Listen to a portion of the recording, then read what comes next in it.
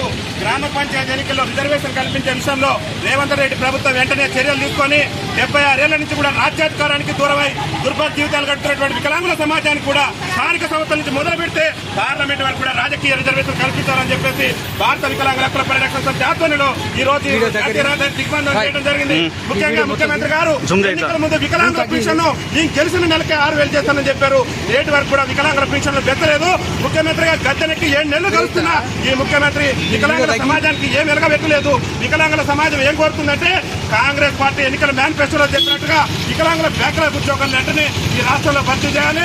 ముఖ్యమంత్రి రేవంత్ రెడ్డి గారు చెప్పిన విధంగా వికలాంగులందరూ కూడా 6,000 పెన్షన్ ని తక్షణమే ఇవ్వాలని చెప్పేసి భారత వికలాంగుల హక్కుల పరిరక్షణ సమితి ఆధ్వర్యంలో ఈ రోజు వరంగల్ ఖమ్మం రోడ్డును దిగ్బంధం చేయడం జరిగింది. ముఖ్యంగా ముఖ్యమంత్రి గారు చెప్తున్నాం అట్టడుగు నుండి దుర్భర జీవితాలు గడుపుతున్న మా వికలాంగుల సమాజం పట్ల మీరు అనుసరిస్తున్న విధానాన్ని మేము భారత వికలాంగుల హక్కుల పరిరక్షణ సమితి రాష్ట్ర కమిటీ పక్షాన పూర్తి స్థాయిలో పంపబడుతూ ఇలా వికలాంగులు బతుకు జీవుడు అంటూ పాఠశాల మెట్లెక్కలని మా వికలాంగులు పీజీలు పిహెచ్డీలు చేసి ఇలా ఉపాధి అవకాశాలు లేక రోడ్ల మీద ఉద్యమించాల్సిన పరిస్థితి ఈ తెలంగాణ రాష్ట్రంలో దాపురించింది.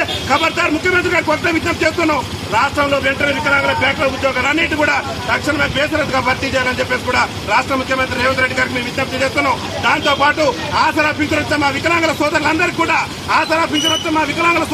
కూడా ప్రభుత్వం డబుల్ బెడ్రూమ్ ఇల్లు కట్టించాలని చెప్పేసి కూడా భారత వికలాంగుల హక్కుల పరిరక్షణ సమితి తెలంగాణ రాష్ట్ర కమిటీ పక్షాన ఈ రాష్ట్ర ముఖ్యమంత్రి గారికి మేము విజ్ఞప్తి చేస్తున్నాం. ప్రస్తుతం జరుగుతున్న అసెంబ్లీ సమావేశాల్లో గనక గ్రామ పంచాయతీ ఎన్నికల్లో వికలాంగులకు రిజర్వేషన్ కల్పించే అంశం మీద చర్చ జరగకుంటే రాష్ట్ర వ్యాప్తంగా ఉద్యమాన్ని ఉధృతం చేస్తామని చెప్పేసి ఈ పోలీసు నిర్బంధాలకు పోలీసు అరెస్టులకు కూడా భయపడే ప్రసక్తే లేదు.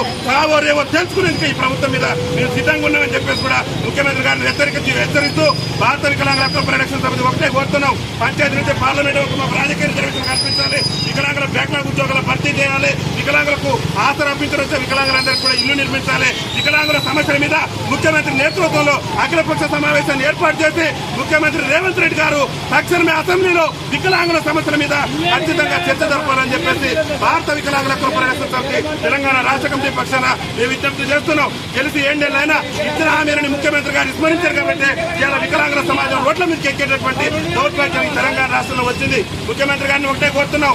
వికలాంగులు వివాహం చేసుకుంటే 10 లక్షల రూపాయల ప్రోత్సాహ బహుమతి ఇవ్వాలని మేము కోరుతున్నాం. ఇలా సకలాంగుల విషయంలో కళ్యాణ లక్ష్మి గారు అనేక సంక్షేమ కార్యక్రమాలు చేస్తున్నారు. మా వికలాంగులకు సంబంధించి మాత్రం విస్మరిస్తున్నారు. నూతన జిల్లా కేంద్రాలలో వికలాంగుల హాస్టల్ లేక వికలాంగులు ఇబ్బంది పడుతున్నారు కాబట్టి ముఖ్యమంత్రి గారు వికలాంగులు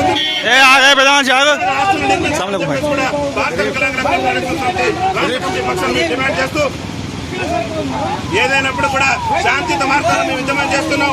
పెన్షన్ పెంచేంత వరకు కూడా రేవంత్ రెడ్డి ప్రభుత్వంతో కాడపేడలు చేసుకుంటాం. జరుగుతున్న అసెంబ్లీ సమావేశాల్లోనే వికలాంగులకు సంబంధించి రాజకీయ కల్పించాలి. వికలాంగుల పెన్షన్ 6,000 చేయాలని చెప్పేసి కూడా మేము డిమాండ్ చేస్తున్నాం. వికలాంగుల సమస్యల పట్ల ముఖ్యమంత్రి మండి వైఖరి. వికలాంగుల సమస్యల పట్ల ముఖ్యమంత్రి మండి వైఖరి. వికలాంగుల సమస్యల పట్ల ముఖ్యమంత్రి మండి వైఖరి.